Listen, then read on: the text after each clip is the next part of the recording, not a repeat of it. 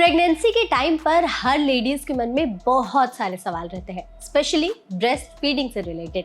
स्तनपान को लेकर महिलाओं के मन में कई सवाल रहते हैं, जैसे कि स्तनपान किस समय पर कराना चाहिए, बच्चे को दूध मिल रहा है या नहीं मिल रहा है प्रॉपर मात्रा में। इसके अलावा बच्चे क्या साइंस दे रहे हैं कि उन्हें अब स्तनपान कराने का समय आ गया है।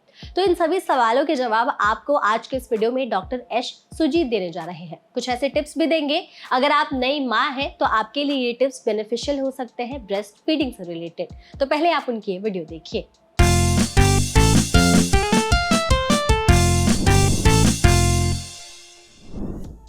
नमस्ते, मेरा नाम है doctor S Sujit.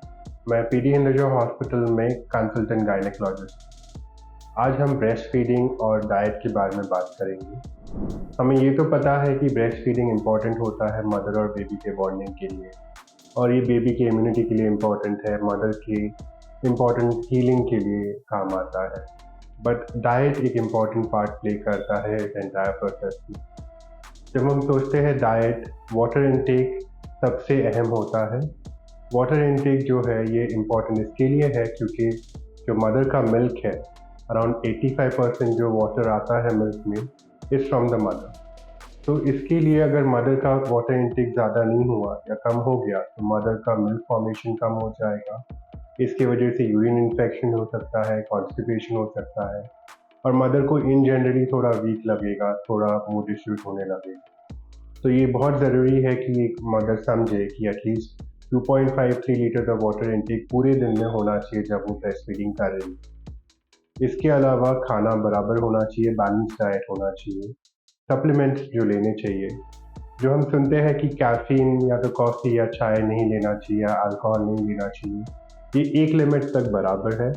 But American association of paediatrics के द्वारा जो रिसर्च हुआ है उसमें बताया जाता है कि at least 2 cups of coffee over the entire day allowed है।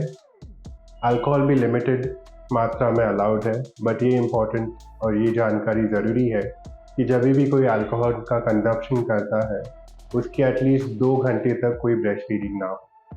अगर कोई मेडिसिन लेना है या कोई ड्रग्स लेना है जो डॉक्टर प्रिस्क्राइब करते हैं, तो जो गायनेकोलॉजिस्ट है और जो पीडियाट्रिशियन है उनसे सलाह मशवरा करने के बाद ही आप अगर कोई मेडिसिन लेना चाहते हैं तो ज़रूर लीजिएगा। जब भी हम विटामिन्स के बारे में बात करते हैं, कोई न्यूट्रिएंट्स जो ऐसे रहते हैं जो बेबी के लिए ज़रूरी रहता है, जो ब्रेस्ट मिल्क के थ्रू मिलता है, और कोई न्यूट्रिएंट्स ऐसे रहते हैं जो मदर के लिए ज़रूरी रहता है, जो ब्रेस्ट फीडिंग के प्रोसेस में मदर को काम आता है। तो उस हिसाब से अगर हम सोचें तो आयरन, कैल्शियम जो रहता है वो मदर के लिए इम्पॉर्टेंट है ये पूरे फेज ऑफ ब्रेस्ट फीडिंग के लिए।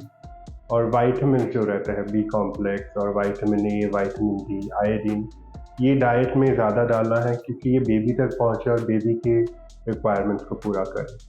तो इसके लिए ग्रीन लीफी वेजिटेबल्स और जो ड्राई फ्रूट्स है या नट्स है, और नॉन वेजिटेरियन में स्पेसिफिकली जो फ़िश रहते हैं, फैटी फ़िश, ये इम्पॉर्टेंट होता है ताकि ये सब चीज़ें बराबर से डाइट में आ जाए। और सप्लीमेंट्स की अगर हम बात करें तो पूरे प्रेगनेंसी में कैल्शियम लेना ज़रूरी है, तो वही सप्लीमेंट्स हम कंटिन्यू रखते हैं ब्रेस्ट फीडिंग के टाइम भी।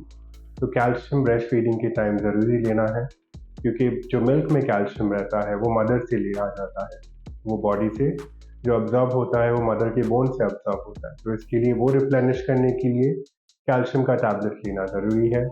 साथ ही साथ वाइटामिन डी का सप्लीमेंटेशन इम्पॉर्टेंट है। ये देखा गया है कि जो पोस्टपार्टम डिप्रेशन होता है वो अगर है या वो उसका रिस्क रिड्यूस करना है तो वाइटामिन डी सप्लीमेंट उसमें भी हेल्प करता है। और ओमेगा 3 फैटी एसिड, जिसका हम देख रहे हैं रिसर्चर्स और पेपर्स में कि ओमेगा 3 एसिड जो है उससे बेबी का जो न्यूरोलॉजिकल डेवलपमेंट है, जो मानसिक डेवलपमेंट होता है वो भी काफ़ी अच्छा होता है। जो आइज़ और स्किन है उसके डेवलपमेंट के लिए भी काम आता है। तो उसका या तो हम फैटी फिश का सेवन करें या तो फिश ऑयल के जो टैबलेट्स आते हैं, कैप्सूल्स आते हैं आजकल, वो लिया जाए, तो वो भी प्रेगनेंसी में और ब्रेस्ट फीडिंग में हेल्पफुल होता है। इन जनरल अगर हम प्रेगनेंसी कंसिडर करते हैं उसमें वेट गेन होता है, तो ब्रेस्ट फीडिंग में वेट लॉस के चांसेस काफ़ी अच्छे रहते हैं अगर आप बैलेंस डाइट लें, अगर आप एक्सरसाइज करें और अगर आप प्रॉपर से ब्रेस्ट फीडिंग करें। तो ये जानकारी अगर आप कंटिन्यू रखते हैं तो ये आपके बेबी के लिए भी इफेक्टिव है और ये आपके लिए भी हेल्पफुल है।